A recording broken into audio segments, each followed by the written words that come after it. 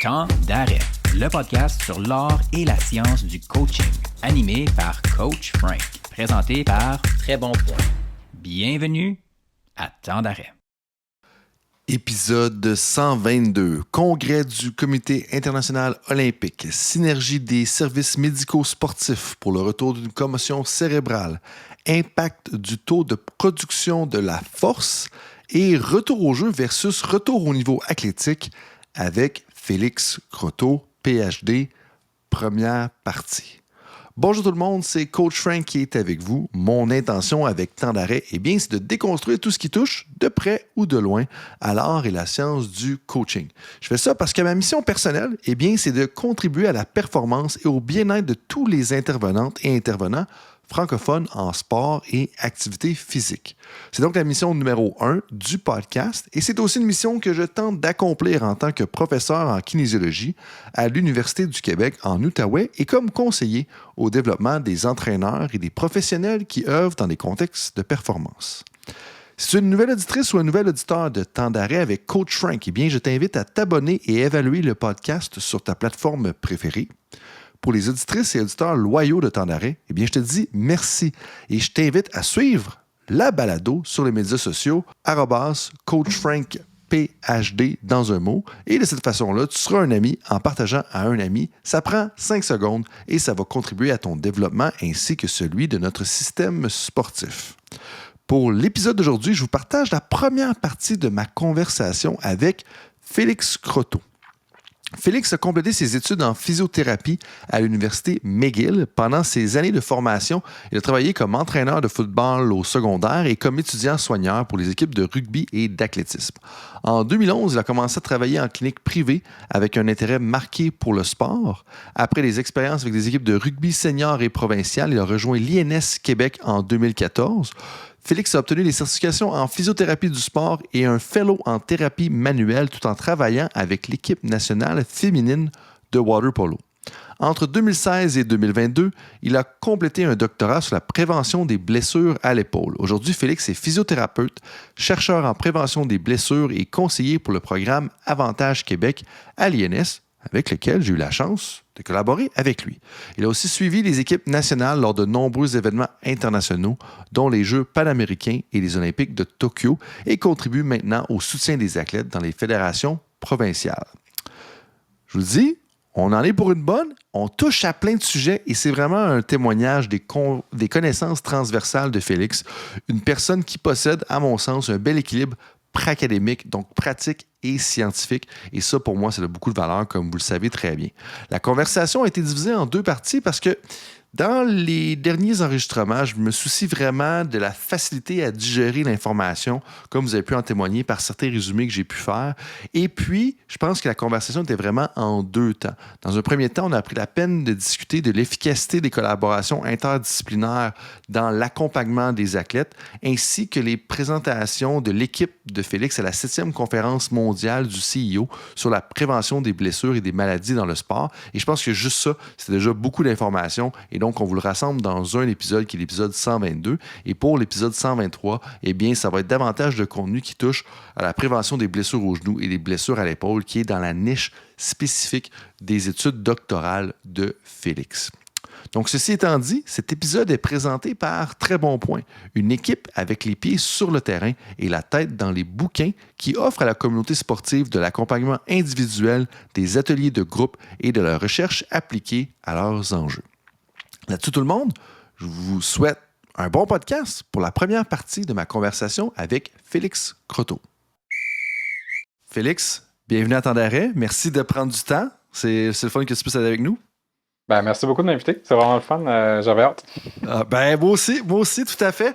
Puis tu sais, pour plonger directement dans le sujet, pour les gens qui connaissent un peu moins, parce qu'il y a même un de tes collègues qui dit que tu es un sleeping giant de la communauté québécoise, sportive, même canadienne. Pas que tu es endormi, au contraire, très volubile, dynamique, bien articulé, mais dans le sens que tu es une force tranquille qu'on a chez nous et puis qui mérite d'être connue davantage que tu l'es déjà, même si tu es invité à les présenter à Monaco ou des choses comme ça. On va clarifier tout ça dans les quelques instants. Mais tu es tellement reconnu que ça l'amène un coach d'un autre pays à dire que tu es le Swiss Army Knife, le couteau suisse du Canada. Peux-tu parler un peu de où est-ce que ça vient, cette affaire-là, puis pourquoi il a dit ça, selon toi? C'est drôle, en fait, c'est un coach qui, dorénavant, travaille aux Pays-Bas, mais qui est grec à l'origine. Fait que c'est quelqu'un que je croisais depuis plusieurs années. Puis qu'on s'est vu dans beaucoup de contextes différents. Puis, tu sais, je pense j'ai une grande curiosité scientifique et plus large, ce qui m'amène à m'intéresser à un paquet de thématiques qui sortent du cadre de ma profession de physiothérapeute. Fait qu'au fil des années, tu sais, en collaboration avec différentes équipes sportives, tu sais, j'ai souvent aidé à faire avancer différents projets comme, tu sais, à un moment donné, on voulait mieux quantifier l'entraînement. Fait que, tu sais, j'ai été celui qui se promenait avec des centrales inertielles, puis mon duct tape, puis mes affaires pour accrocher des trucs, puis mon laptop sur le bord de la piscine avec les antennes pour être capable de collecter de l'information. Tu sais, j'ai été vu et pris à faire toutes sortes de choses différentes, tu sais, puis je pense que pour lui, son humour venait de cette mention-là. Puis tu sais, je te dirais aussi, c'est un peu, tu dois connaître le livre Legacy, qui est, tu sais, sur la thématique des All Blacks. Fait que, tu sais, dans les premiers chapitres, là, Everybody sweeps the shed. Fait que, tu sais, cette idée-là, ben écoute, tout le monde contribue à ce qui peut aider à faire avancer l'équipe. Fait que, tu sais, que ce soit en préparation physique, en physiothérapie, en sciences du sport, tu sais, j'ai été heureux de pouvoir prêter la main à différents projets comme ça. Puis, je trouve ça intéressant que tu mentionnes, tu sais, ou tu soulignes la valeur d'avoir des expériences un petit peu différentes. Puis là, ça, c'est mes mots. Mais parce que je pense que c'est quelque chose je ne vais pas dire qu'on dévalorise, mais on porte beaucoup d'attention aux spécialités. Ah, cette personne-là est un spécialiste de la physiologie moléculaire du tendon d'Achille gauche, tu sais, pour X raison, là, puis j'invente quelque chose, on s'entend ici. Mais il y a quand même une belle valeur à connaître un peu ce qui se passe dans différents domaines pour son propre domaine. Tu sais, même si tu es un spécialiste de la physiothérapie, comme d'avoir fait plein d'expériences connexes, de collaborer avec plein de gens, ça t'amène probablement à être plus compétent puis à mieux discerner un peu les interventions. Absolument. Tu sais, puis souvent, je te dirais, ça met en perspective tes interventions aussi. Tu sais, c'est vrai en physio, tu sais, au niveau du sport, tu sais, comme j'ai mon champ d'expertise qui apporte une certaine contribution à l'environnement qui supporte l'athlète, mais c'est un athlète qui est exposé à un paquet d'autres stimuli dans sa journée, ce qu'il va faire à l'entraînement, ce qu'il mange, le sommeil, etc. Il y a un paquet d'autres éléments qui viennent vraiment influencer le développement de l'athlète. Puis d'avoir une sensibilité puis être willing d'essayer différentes choses te fait réaliser aussi que oui, il y a des choses particulières qui peuvent être bénéfiques de mon champ d'expertise, mais il y en a plein d'autres qui sont très importantes aussi, puis qui vont fluctuer aussi au fil de l'année. Elles sont en période de pré-compétition ou en compétition ou encore en entraînement en début d'année. C'est des phases où l'importance, l'influence de chacune de ces sphères-là va fluctuer quand même beaucoup. Puis je pense que la reconnaissance de ça puis la compréhension de la place que chacun de ces éléments-là peut occuper va vraiment être bénéfique là, pour assurer qu'on a une équipe qui fonctionne à son plein maximum. Puis justement, là, tu parles d'équipe. Comme, c'est quoi la plus-value de la collaboration? Tantôt, tu me mentionnais que c'était justement quelque chose que tu veux qu'il ressorte, qui est important pour toi. Comme, c'est quoi la plus-value de la collaboration efficace selon tes expériences, ton expertise sur justement l'athlète? Parce qu'ultimement, on fait pas juste ça parce que c'est le fun de travailler ensemble. T'sais. On l'a vécu ensemble, justement, en travaillant dans le mandat d'Avantage Québec dans la dernière année. Mais c'est quoi pour toi ou selon toi la plus-value justement de cette collaboration-là? Tu sais, quand je pense à ça, je pense aux les modèles pour aider les gens à arrêter de fumer ou à recommencer à se remettre plus en forme. Tu sais, les modèles, je ne sais plus du nom exact, là, mais c'est comme l'approche d'action en santé, je ne sais pas trop. Tu sais, où est-ce que les gens passent par différentes phases de pré-contemplation, contemplation, etc., etc.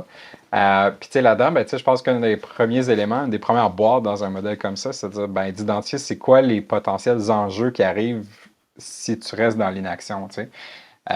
Puis la réalité, je pense que de rester trop en silo dans son champ d'expertise fait en sorte que l'environnement de l'athlète ne pourra jamais avoir le même niveau de richesse qu'il pourrait avoir s'il y a plus d'expertise, plus de perspectives aussi disponibles dans son environnement. Fait que ce manquement-là peut définitivement avoir une influence sur leur potentiel de performance à long terme. Un athlète qui a vraiment une très, très grande expertise dans un aspect très unique et précis de son entraînement. Mettons un athlète qui a vraiment une technique exceptionnelle, mais qui n'est pas très bon ou pas très doué à gérer sa nutrition, son sommeil, etc., va être limité éventuellement dans sa capacité à performer. Fait que je pense que cette réalisation-là, puis ensuite de ça, de voir aussi, ben, est-ce que les gens se sentent équipés pour être capables de le faire? Donc, on est dans un univers maintenant où il y a, écoute, t'as toutes sortes de plateformes sur lesquelles les gens peuvent communiquer. Il n'y a plus personne qui s'appelle, là, mais c'est tout ce qui est par message texte, WhatsApp, Instagram, etc. Donc, tu sais, d'avoir juste des moyens de communication qui sont efficaces, qui sont clairs, va être vraiment bénéfique aussi pour faciliter ça. Fait que c'est le genre de choses sur lesquelles on essaie d'insister beaucoup dans nos équipes de travail parce que sinon, ça devient vraiment chaotique. Puis c'est intéressant que tu mentionnes l'aspect de communication parce que moi, c'est un peu un de mes pet peeves, voulant dire que comme, hey, quel médium de communication sert à quoi? Tu sais, si t'as quelque chose d'urgent, ben comme, let's go, appelle-moi et tout ça. Puis si c'est quelque chose qui peut attendre, quelque chose de financier, tu sais, tu peux m'envoyer un courriel, des choses comme ça. Puis là, je suis pas en train de dire que ce que je viens de décrire là dans les 2 dernières phrases, c'est ce que tout le monde devrait faire. Mais ce que tu soulignes, puis ce qui est important à mes yeux, puis qui est très important pour moi, c'est de prendre le temps de délimiter. Parce que d'avoir de la collaboration efficace entre plusieurs spécialistes, plusieurs professionnels, tu sais, à un moment donné, justement, OK, là, il y a une fois, tu m'as parlé sur Instagram, l'autre fois, tu m'as parlé sur WhatsApp, là, après ça, c'est rendu par courriel. Ça devient difficile de se retrouver. Puis là, on n'a pas rentré Teams, puis on n'a pas rentré le gaming avec Discord, puis là, les étudiants qui utilisent Discord, puis des choses comme ça. Fait que, tu sais, on peut être vraiment éparpillé partout. Puis toi, en fait, dans les bonnes collaborations que tu as vécues dans tes différentes équipes de soutien intégré, justement, c'était quoi un peu les tendances communes? Tu sais, je sais qu'on n'avait pas prévu de parler de ça nécessairement, mais je suis curieux, maintenant qu'on en parle, tu sais, que tu ressortes peut-être, c'est quoi un des principes directeurs que les gens devraient retenir quand vient le temps de mettre en place des bonnes stratégies de communication selon ce que tu as vécu? Je pense que c'est de partir du principe que tu te demandes quel est l'objectif de la communication que tu veux faire. Au-delà de ce que moi, je veux partager comme information, c'est quoi mon souhait de sa réception au bord. Fait que, mettons par exemple que moi, je vois un athlète en clinique, puis là, ben, je pense qu'il y a peut-être des éléments à l'entraînement qui pourraient être affectés par l'enjeu pour lequel l'athlète vient consulter. Fait que là, je me dis, ben, j'aimerais communiquer cette information-là au coach. Ben, de un, il faut que je m'assure que l'information est communiquée dans un délai raisonnable.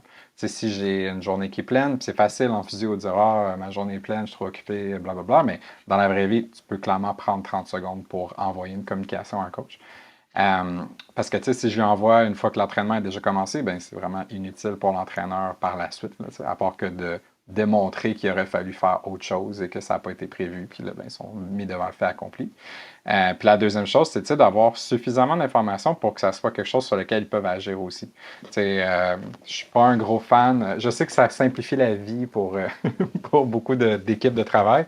De dire, l'athlète, ils vont créer comme un système avec un dashboard, mettons, les athlètes ont un statut feu vert, feu jaune, feu rouge. Sont disponibles à l'entraînement, ne sont pas entièrement disponibles à l'entraînement, ils ne sont tout simplement pas disponibles. Mais le feu jaune, pour beaucoup d'entraîneurs, ben, à part que de savoir que l'athlète n'est pas à son plein potentiel, c'est pas si aidant que ça pour savoir, mais encore, qu'est-ce que je fais avec cet athlète-là aujourd'hui. C'est une question qui peut faire moins de volume. Est-ce que c'est certaines tâches particulières qui sont à éviter? Donc, je trouve que de réfléchir d'avance à qu'est-ce que je veux avoir comme influence avec mon message, je pense que c'est vraiment un élément qui est crucial puis que les gens doivent considérer. Donc, le timing du message et de s'assurer que l'information qui est communiquée va être quelque chose sur lequel la personne peut agir. Ce que ça signifie, tu sais, en bout de ligne, c'est comme, OK, je fais un feu jaune, mais ça veut dire quoi? Puis est-ce que, dans le fond, ce que tu dis, c'est qu'on devrait avoir plus d'autres teintes de couleurs? Puis là, je pars avec l'exemple que tu proposes en disant que, comme, OK, ça fonctionne en couleur. Parce que ce que je me dis, c'est que peut-être que ce qui manque, c'est une gradation, puis que la gradation permettrait de dire, OK, si moi, je m'appelle Thomas, puis que je gère une équipe de karaté, ben comme je sais que quand c'est rendu orange, ça veut dire, OK, tu peux faire du shadow, tout est dans le vide, mais il n'y a aucun moment où c'est qu'il faut qu'il y ait un impact en tant que tel, tu sais. Est-ce que c'est ce genre de choses-là? Parce que moi, ce que je vois comme enjeu, c'est vraiment, faut l'expliciter en bout de ligne. Qu'est-ce que ça veut dire? Parce que ce que ça veut dire pour toi comme physiothérapeute, puis ce que ça veut dire pour l'entraîneur, c'est pas la même chose. Exactement. Puis je pense que plus les physiothérapeutes ont une compréhension du sport avec lequel ils s'impliquent, plus cette information-là va être riche. Puis tu dis un système de couleurs multicolores, là. Ça peut se faire, mais je pense que l'objectif d'avoir un système rouge, jaune et vert, c'est le désir de simplicité de la chose, que je comprends. Puis quand tu as, mettons, une équipe de football avec 65 joueurs, d'avoir quelque chose qui te permet d'avoir une vue d'ensemble sur l'équipe en début de séance, je pense qu'il y a vraiment une plus-value par rapport à ça. C'est juste que c'est c'est plus difficile après ça, de venir aller spécifier, qu'est-ce que je vais faire avec les athlètes en jaune, donc, je pense que c'est inévitable. Si tu veux être capable d'avoir quelque chose qui est informatif, ça va nécessiter une communication un peu plus soutenue. Mais ça peut être un appel de 25 secondes. Là. Mais plutôt que d'avoir 44 codes de couleurs, là, je pense que c'est mieux de juste prendre le téléphone. Ben, puis tout à fait. Puis ça, je pense que toi et moi, on pense un peu comme ça, voulant dire que quand on s'appelle, ça prend 1 minute 32. Puis la quantité d'informations que tu as eu la chance d'échanger en 1 minute 32, des fois, on est surpris. Puis je le faisais pas autant dans le passé. Puis j'encourage les gens un peu à aller dans le sens de ce que tu dis. Ou est-ce que moi, je sais que je me suis mis à appeler plus récemment dans les dernières années. Puis des fois, tu te dis, on a parlé pendant 4 minutes 30. Hein? Comme, il me semble qu'il y a beaucoup d'informations qui s'est échangées. Mais là, pour aller plus dans le concret de ce que tu fais, parce que comme une des choses qu'on veut parler, c'est ta spécialité aussi sur la prévention et la récupération des blessures de l'épaule. Je sais qu'il y a un coach de natation, quand j'ai envoyé le courriel, dire « Hey, as-tu des questions pour un invité qui est spécialiste des blessures à l'épaule? » Il a pris 48 heures à y répondre, mais la réponse, tu avais au moins, je pense, 13 questions. Là. C'était comme « Je veux parler à cette personne-là », fait qu'on va vraiment y arriver. Mais là, tu me parlais de l'encadrement, tu parlais de la collaboration avec l'entraîneur, puis d'ailleurs, en explorant mes sources, en préparation de la conversation, il y a une personne qui m'a mentionné que tu étais vraiment reconnu dans la communauté pour utiliser précocement le plateau d'entraînement technico-tactique pour des fins de réadaptation. Un, qu'est-ce que ça mange en hiver? J'ai une idée, mais je veux t'entendre le dire. Mais deux, et surtout, qu'est-ce que tu fais concrètement? Puis pourquoi pour toi c'est super important? Puis en fait, je vais commencer par la dernière question. Pourquoi c'est important pour toi d'utiliser précocement le plateau d'entraînement technico-tactique pour des fins de réadaptation? Écoute, je vais tenter d'être clair dans ma réponse le plus possible. Vas-y, je vais te ramener au pire. De façon classique, traditionnelle, le modèle médical est très étapiste. Donc, on a tendance à dire, OK, l'athlète, mettons, se fracture une jambe, va devoir, aller à l'hôpital, 2, être mis dans un plâtre, par exemple. Étape 3, va revoir son médecin de famille qui va dire, OK, les choses semblent rentrer dans l'ordre, tu peux commencer ta réadaptation, va aller voir un spécialiste de réadaptation, physio, thérapeute du sport, chiro, etc. Puis là, souvent, après ça, on va dire, OK, là, tu es prêt à reprendre l'activité physique. Là, il y a un kin qui va embarquer dans l'équation. Puis au bout de quelques semaines, quelques mois, à un moment donné, on va dire, là, on est prêt à reprendre l'entraînement aussi. Fait qu'on est très, très étapiste dans cette façon de procéder comme ça. Puis ça, c'est la version classique des choses. Par contre, au fil des années, j'ai développé une habitude que j'ai appris par la suite, ça s'appelle l'holacratie. H-O-L-A, holacratie, Okay.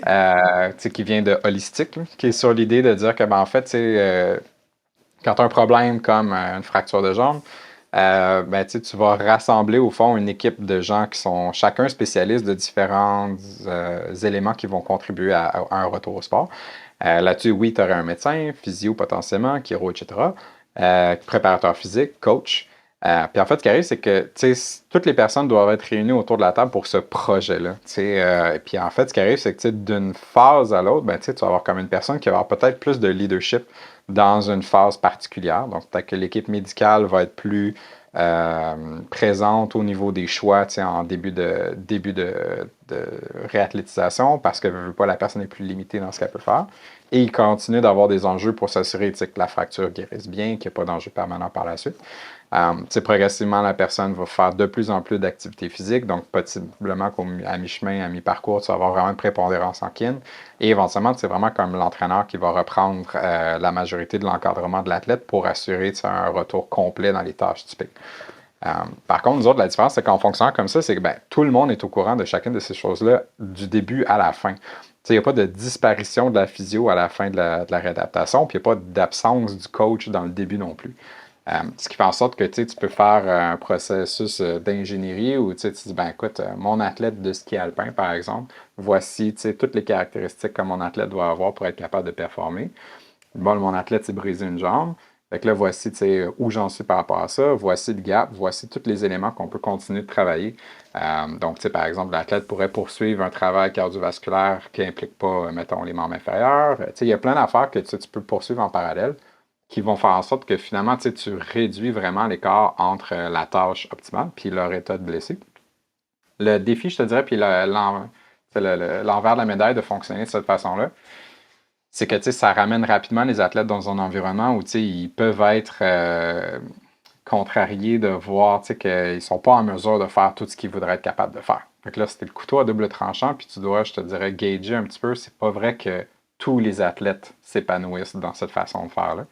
Il y en a pour qui le rappel constant de tout ce qu'ils ne peuvent pas faire et qu'ils observent leurs collègues faire, c'est une source de frustration. Fait que, à ce moment-là, tu vas vouloir t'assurer que c'est important d'avoir un check-in régulier avec les athlètes pour vraiment avoir une clarté sur c'est quoi les objectifs, pourquoi on est là aujourd'hui.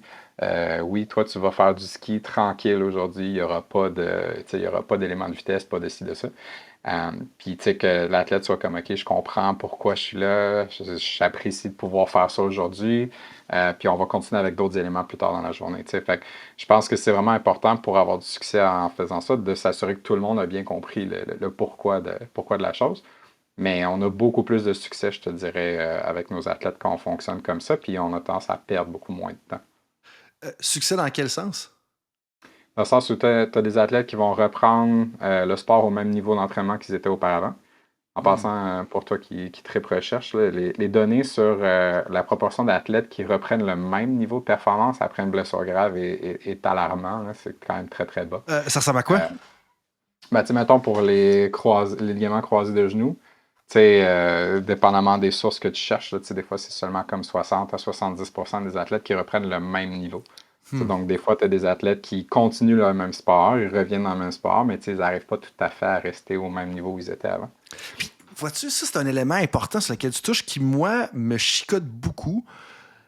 Pas parce que c'est de la recherche nécessairement, parce qu'on assume que parce que la personne est revenue au jeu, elle est au même niveau. Mais c'est comme le succès, ce que tu viens de dire, c'est que le succès de la réadaptation, de la réhabilitation, je ne sais pas si j'utilise les mots comme du monde, mais c'est pas juste « OK, je suis capable de participer à mon sport sans que mon genou il chie ». Est-ce que je suis capable de participer à mon sport puis de faire les mêmes cotes que je faisais avant, de faire les mêmes sauts que je faisais avant, d'avoir le même niveau de hauteur que je faisais avant?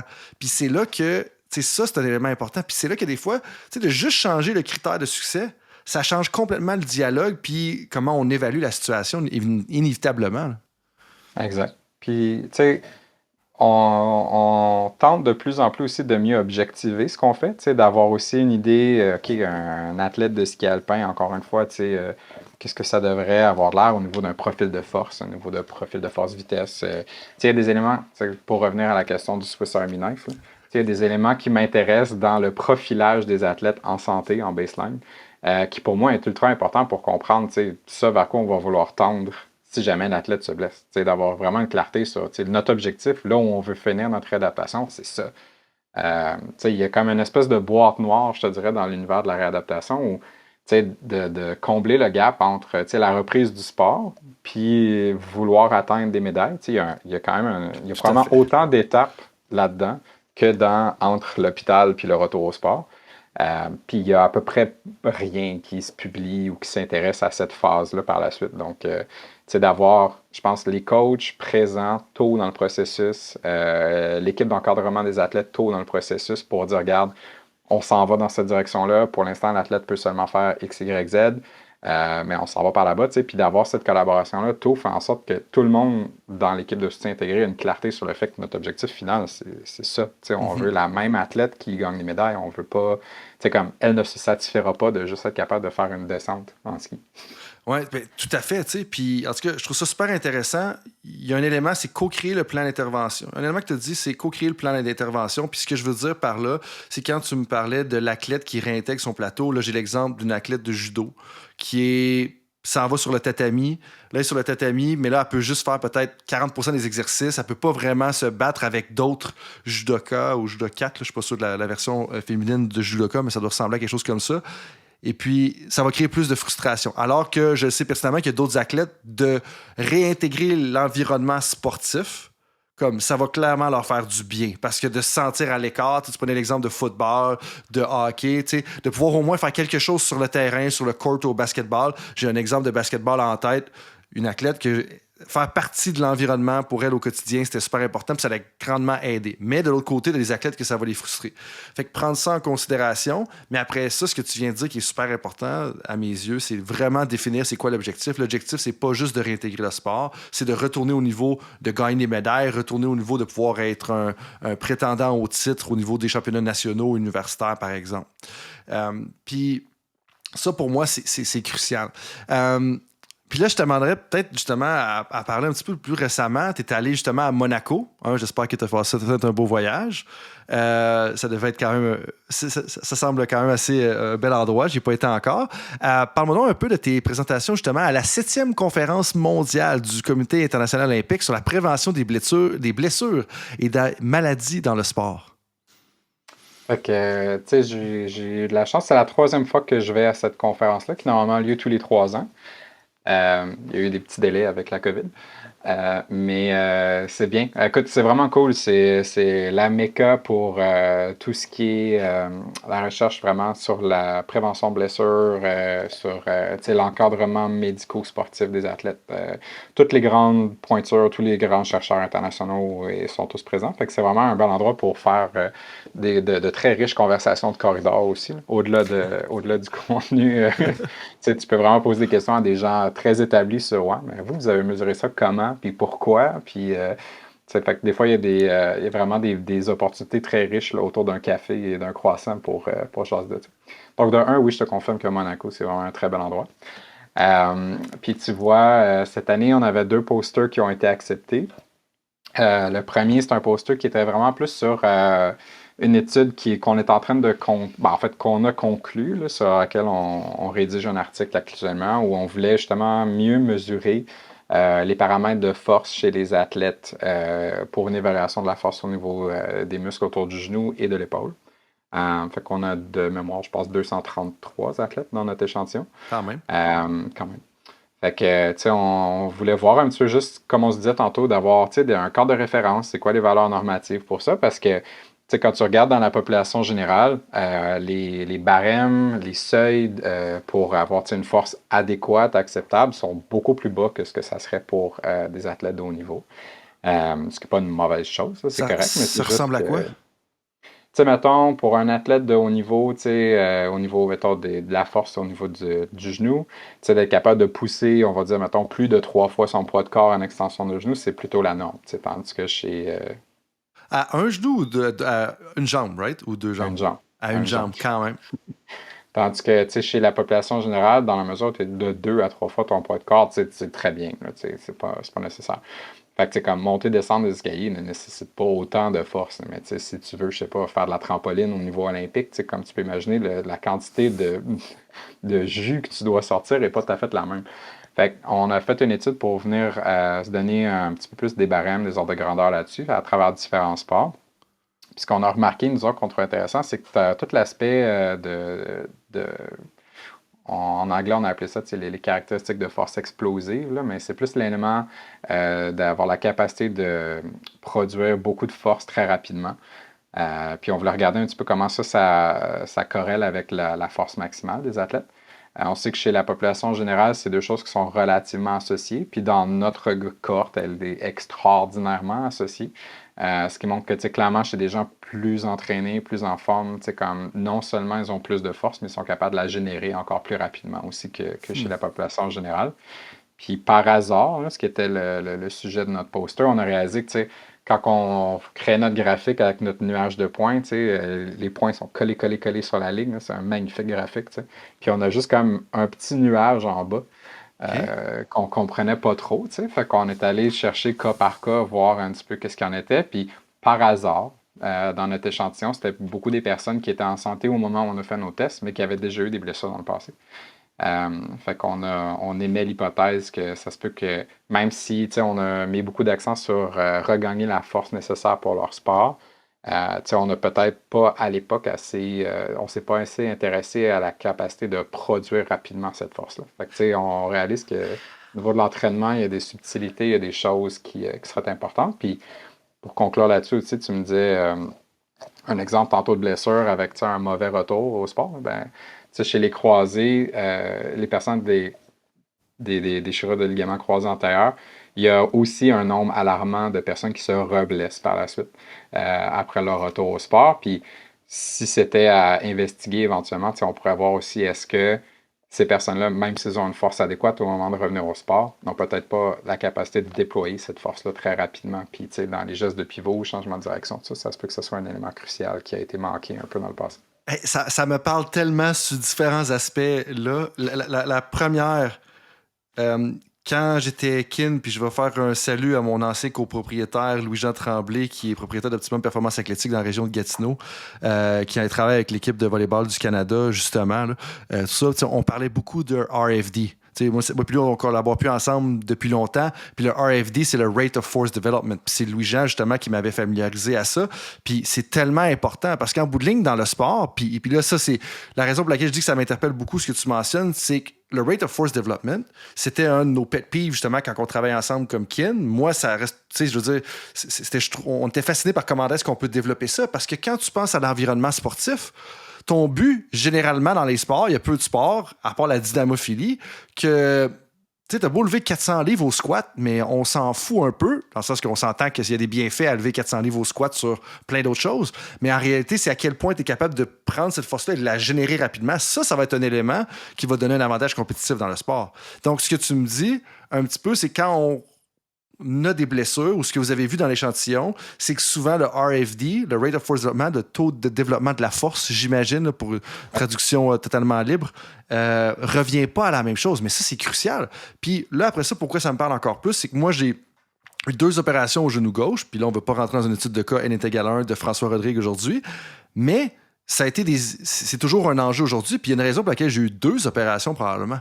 Parce que je me doute si le RFD était revenu, parce que la force était revenue au même niveau, mais le RFD n'était probablement pas revenu au même niveau. Et donc là, comme ça me parle beaucoup. Est-ce que vous en allez dans quelle direction un peu avec ces travaux-là? Puis c'est quoi un peu le rôle ou peut-être les choses que tu as observées ou à laquelle tu penses qui pourraient justement aider à pallier cet écart-là? Parce que là, j'entends des coachs, j'entends des physiothérapeutes, j'entends des kins entendre ce que tu viens de dire là. Tout le monde va faire comme je peux-tu avoir le poster, je peux-tu voir un peu vos résultats? 2, je suis sûr que tu vas leur partager. Mais de 3, c'est comme, OK, là, comment est-ce qu'on fait pour pallier justement cet écart-là puis la réduire le plus rapidement possible? Ben, de un, pour nous, c'est un trivial finding. Là. Ça donne non pour être certain que c'est exact, il faudrait mener une étude qui vise exactement à voir ça. Donc, pour nous, c'est comme une coïncidence dans notre échantillon. Mais à coup de avant que tu y ailles, toi, tu le mentionnes, mais moi, je peux me permettre de m'emballer parce que toi, t'es le chercheur, c'est ton étude. Moi, je m'emballe, puis je pense qu'il y a quand même de la valeur dans les études de cas, puis dans les cas de même, des observations qui nous amènent à découvrir des pistes. Parce qu'après ça, là, ça va être la job des chercheurs, justement, dans ce domaine-là, de dire, OK, là, est-ce qu'on peut généraliser cette trouvaille-là? Tout à fait, belle nuance. Fait que, je te dirais, fait que nous, on est en train de clore ce premier dossier-là, ce qui va nous permettre de bâtir peut-être. On aimerait faire une étude subséquente où on s'intéresserait à des athlètes blessés. Heureusement, on n'en a pas une quantité phénoménale qui sont chez nous. On a plus d'athlètes en santé que d'athlètes blessés aliénés. C'est bon signe. Fait que, il faudra probablement faire une collaboration avec le domaine hospitalier. Fait on va éventuellement voir ça. Il va falloir gratter plus loin dans notre réseau de contacts pour être capable d'aller chercher cette population-là. Mais effectivement, moi aussi, quand je suis tombé là-dessus, ça m'a mis la puce à l'oreille que je pense que ça peut être un élément important. Puis concrètement, c'est dans le type de régime de contraction en entraînement. Donc, tu parlais des squats, par exemple, comme un bon squat ne se fait pas nécessairement dans une vitesse incroyable. Tandis que si tu veux travailler les éléments de développement de vitesse, tu vas t'intéresser plus à des sauts, à différents changements de direction, des box jumps, travailler plus en pliométrie. Le type d'entraînement ou le type de régime de contraction va être différent de ce que tu aurais prévu pour une séance vraiment mettons, d'hypertrophie ou de gain de force max. Là. Donc, il y a vraiment des conséquences réelles là, et concrètes là, dans les choix d'exercice. Si tu arrives à conclure que l'athlète a à peu près le même profil de force, mais un déficit de taux de développement de la force, qui est effectivement la variable qu'on a dans notre graphique. Et puis, Félix, un élément qu'on a oublié de discuter, mais qui est super important, qui fait partie de la 7e conférence mondiale du Comité international olympique, c'est Ta deuxième présentation, si je ne m'abuse, là, c'était Fast Tracking Concussion Recovery in Elite Athletes, donc accélérer la récupération des athlètes d'élite. Est-ce que tu peux m'en dire un peu plus par rapport à ça, puis qu'est-ce qui est ressorti, qu'est-ce qui étaient les faits saillants là, de ce que vous avez trouvé, de ce que vous avez discuté là-bas? Ouais, ben écoute, depuis plusieurs années à l'Institut, on a une équipe une équipe de spécialistes, je dirais, qui vraiment s'intéresse à la prise en charge, puis au soutien, puis à la réadaptation des commotions cérébrales.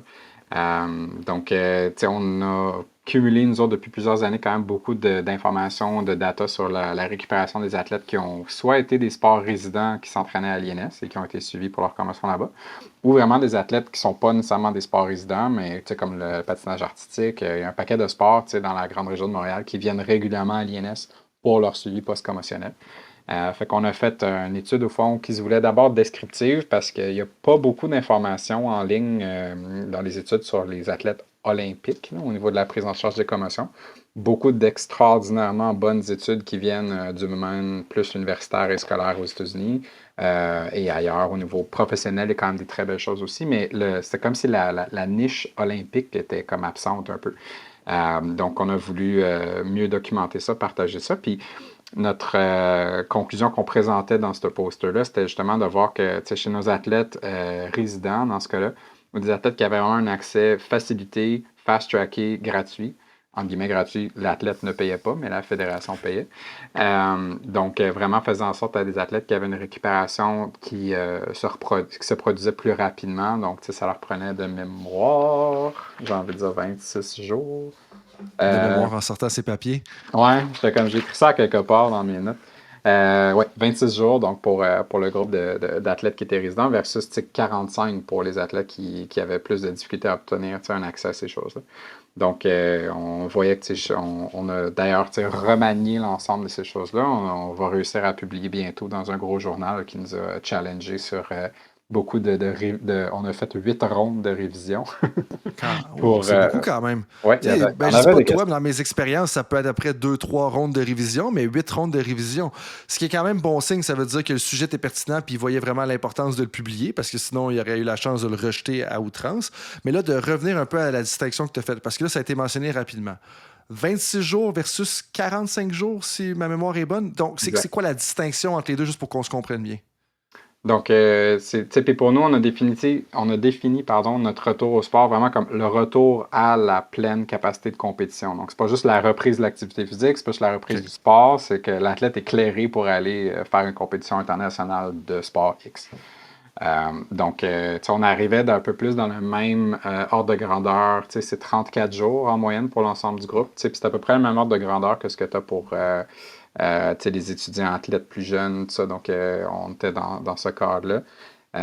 Mais je pense que notre discussion dans l'étude porte beaucoup là-dessus. Et puis c'est beaucoup des questions qu'on a eues. Qu'est-ce qui distingue ce groupe-là? Qu'est-ce qui explique qu'il y a un délai plus grand dans certains sports? Tout ça. Donc, beaucoup des sports technico-artistiques où est-ce qu'il y a un enjeu visuo-spatial important, de difficulté de reconnaître l'espace, tout ça. Donc, on a quand même plusieurs athlètes dans certains sports de ce type-là qui ont vraiment eu des récupérations beaucoup plus longues. Puis qui ne sont pas des sports qui sont traditionnellement tellement décrits dans la littérature. De façon classique, là, tu vas avoir des données sur les commotions cérébrales au hockey ou au football américain, tout ça, mais quand tu t'intéresses genre à la trampoline, le plongeon, le patinage artistique, il n'y avait vraiment pas grand-chose comme information là-dessus. Puis on constate qu'effectivement, dans ces sports-là, où est-ce que il y a beaucoup de mouvements aériens, il y a beaucoup de changements de direction, de spin, tout ça. Fait que la capacité de tolérer le brassage de la tête est important. On a observé, c'est ça que chez notre cohorte, qui inclut plus de sports technico-artistiques que ce qui a été décrit dans le passé. On voit effectivement une tendance vers une récupération qui est un petit peu plus longue. Récupération plus longue. Et donc là, si je comprends bien le titre et ce que tu m'as mentionné tout à l'heure, qu'est-ce qu'on doit faire? Je pense que tu l'as mentionné, mais encore une fois, peut-être rapidement, ou juste pour être sûr qu'on se comprend bien. Qu'est-ce qu'on doit faire pour que ce soit justement une récupération moins longue, pour être capable de tolérer plus rapidement un brassage de la tête significatif, pour utiliser tes mots, quand on est en train de sauter et de virevolter littéralement dans tous les sens? Donc, je pense que tu le sais, la prise en charge des commotions cérébrales a changé quand même énormément dans les 15 à 20 dernières années. Quand nous, on commençait à jouer au foot, c'était différent.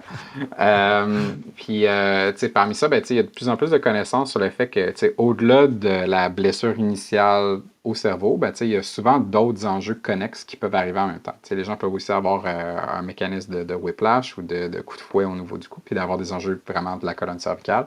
Tu peux avoir un enjeu de déplacement, d'enjeu vraiment au niveau de l'oreille interne, où est-ce que les gens vont avoir des pertes d'équilibre et des enjeux qui sont reliés spécifiquement à ça. De plus en plus, on observe aussi qu'il y a des déficits visuels après une commotion. Donc, l'équipe de spécialistes à laquelle je faisais référence tantôt, ben, on a des gens qui s'intéressent à chacune de ces sphères-là. Et même chose aussi, on a une évaluation, nous autres, assez détaillée du système nerveux autonome pour détecter s'il y a des changements un petit peu de profilage par rapport à ça. Puis, le fait d'être capable d'avoir accès à un plus grand éventail de spécialistes rapidement chez des athlètes qui présentent des symptômes qui sont reliés à ces choses-là, dans notre échantillon, a vraiment été garant de s'assurer que ces personnes-là récupéraient plus rapidement. Il y a un biais qui est quand même important dans notre étude, qui est le fait que nous, on a de l'information sur ce qui s'est passé chez nous. Plusieurs des athlètes de l'extérieur, ceux qui allaient fantastiquement bien, qui n'ont jamais eu besoin d'accès à rien, ben, ils ne sont jamais venus chez nous. Ceux qui, souvent, ont retourné à l'INS, régulièrement étaient des athlètes qui avaient soit des enjeux persistants ou qui avaient vraiment peut-être été tardivement référés là, pour venir voir une série de spécialistes avec un champ d'expertise qui est plus large que simplement ce que moi je pourrais faire, par exemple, en physiothérapie. Donc, si je comprends bien, il y a un avantage significatif selon votre étude pour la récupération des athlètes lorsqu'il a accès à des services centralisés pour plein de raisons qu'on ne sait pas nécessairement pourquoi, à cause qu'on ne sait pas exactement ce qui se passe à l'externe, mais une hypothèse que moi je peux me permettre de faire, c'est de dire que probablement parce que c'est plus simple, puis il se fait rediriger, puis la communication est plus rapide, donc on prend qu'on sauve des jours pour différentes raisons, que ce soit de sauver des jours en différents rendez-vous ou de simplifier ou de clarifier la communication entre les différents spécialistes qui vont intervenir. Ce serait une hypothèse qui est probable. Oui, exactement. Puis, c'est ça, c'est pas une étude randomisée. Hein, on n'a pas rentré tout le monde intentionnellement avec spécifiquement des choses. Donc, c'est vraiment une étude de cas expérientielle.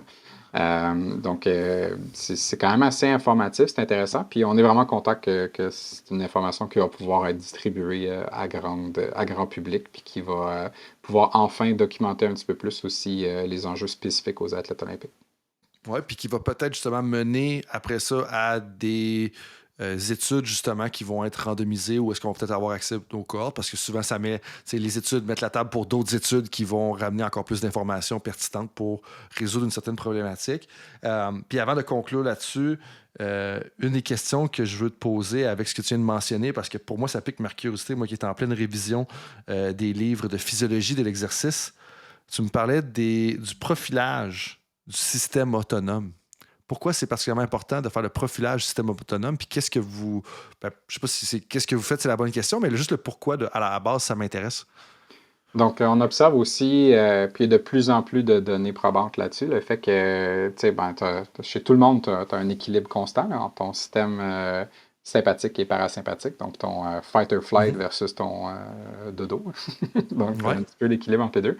Puis c'est assez commun de voir chez des gens qui ont de la difficulté vraiment beaucoup à doser leur énergie post-commotion. Il y a des gens, ils sont comme, soit qu'ils se sentent tout le temps fatigués, ou au contraire, ils ont des gros pics d'énergie, puis ils crashent après l'entraînement, tout ça. Donc, tu vois qu'il y a une difficulté à gérer leur énergie, puis c'est très souvent relié à un enjeu de manque d'équilibre entre le système nerveux sympathique et parasympathique.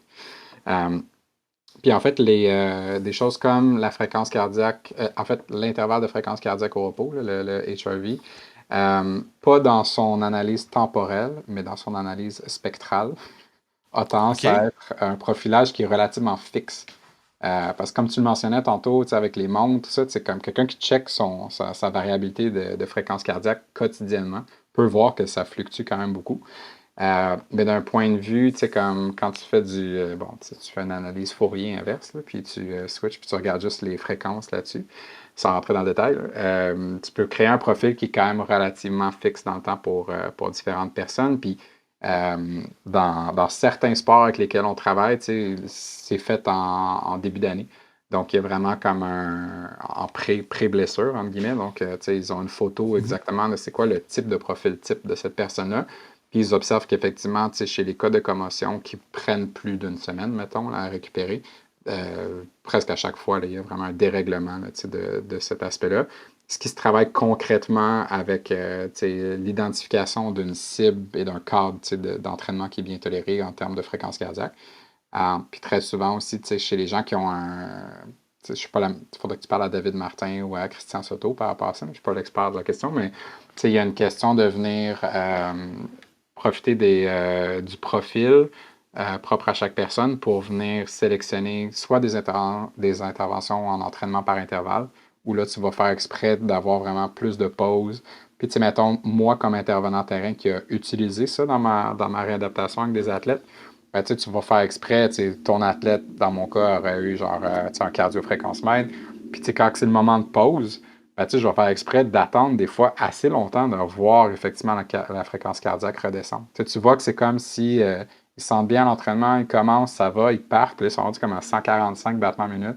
Puis là, tu les assois, puis au bout d'une minute, ça n'a toujours pas descendu tant que ça. Fait que tu vois qu'il y a comme une difficulté à réatteindre ça. Puis là, en le monitorant pendant la séance, ben, tu peux faire exprès de leur donner la capacité vraiment de récupérer au moment prévu, puis de voir qu'ils sont capables de s'entraîner en dehors de ça.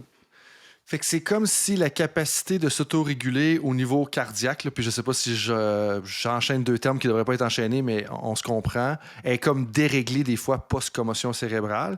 Et là, nous, comme intervenants à l'entraînement, physiothérapeute qui est un entraîneur, il faut prendre ça en considération parce que les temps de repos traditionnels ne seront pas nécessairement les mêmes et où, en fait, c'est qu'on doit leur permettre de se donner la chance de récupérer. Exact. Puis, quand moi, j'utilise ça, mais c'est un collègue qui fait cette évaluation-là, qui fait la prescription. Puis, mais moi, avec cette information-là, par la suite, je peux soutenir l'athlète dans l'entraînement sur le terrain. C'est quoi la spécialité de ce collègue-là?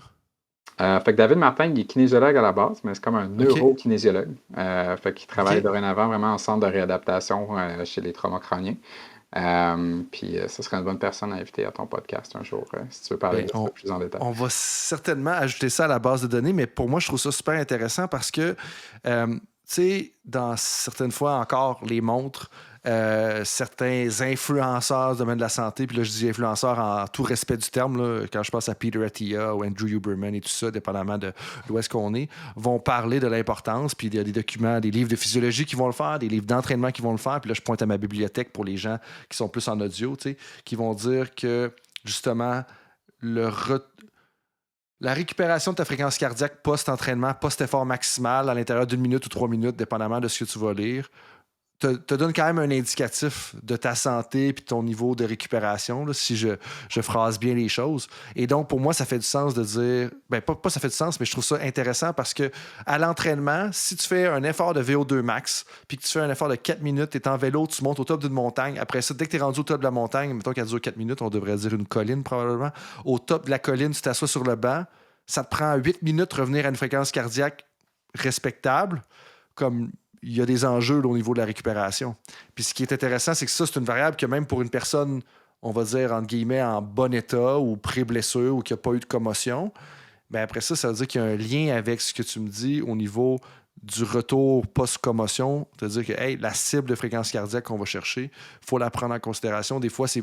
Fait que ce que tu me dis en bowling, moi, ça soulève juste le flag de dire, hey, comme quand une personne est au retour d'une commotion cérébrale, ça se peut que sa récupération soit déréglée pour...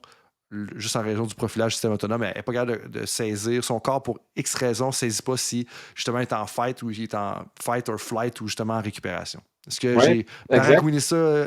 Non, c'est ma compréhension aussi de la question. Puis je sais qu'il y a des gens qui sont comme à côté aux extrêmes aussi. Il y a des gens qui sont comme pognés en sympathique au max, puis il y a des gens qui sont pognés en parasympathique aussi. Fait que les interventions à ce moment-là sont différentes un petit peu par rapport à ça. Parfait. Puis s'il y a des gens qui sont en désaccord avec notre vulgarisation de ça, bon, n'hésitez à nous écrire, puis peut-être qu'on les invitera sur le podcast pour corriger le tir. Puis en fait, le but du podcast, c'est ça, c'est de lancer un sujet de conversation qui va amener les gens à réfléchir et après ça, de lancer une boule, de commencer à bâtir une boule de neige, puis de faire rouler la boule, puis qu'à un moment donné, ben, on parle de quelque chose, puis on nuance les différents termes ou l'application d'un concept, puis on va pouvoir faire ça avec ce que tu viens tout juste de mentionner. Salut tout le monde, merci d'avoir écouté l'épisode de Temps d'arrêt. C'est Coach Frank avec 2 petits messages pour vous avant que vous quittiez pour votre prochain entraînement ou bien vos autres responsabilités. Premièrement, je tiens à remercier Apo Média pour la production de l'épisode, Vincent Rivet pour la coordination du podcast et l'Université du Québec en Outaouais pour la disponibilité. Deuxièmement, est-ce que vous voudriez recevoir une petite réflexion de ma part par courriel une fois par mois? Si oui, je t'invite à t'inscrire à l'infolettre de Temps d'arrêt sur mon site web dans laquelle je partage les derniers épisodes de la balado, les dernières réflexions que j'ai explorées dans ma recherche et les dernières actualités pertinentes du monde du coaching. Alors, si tu aimes te faire challenger dans tes idées ou tout simplement rester à jour, visite le coachfrankphd.com ou un de nos médias sociaux pour t'inscrire et ainsi recevoir l'infolettre. Autrement, je te dis merci d'être avec moi dans l'aventure de Temps d'arrêt et je te dis à la prochaine.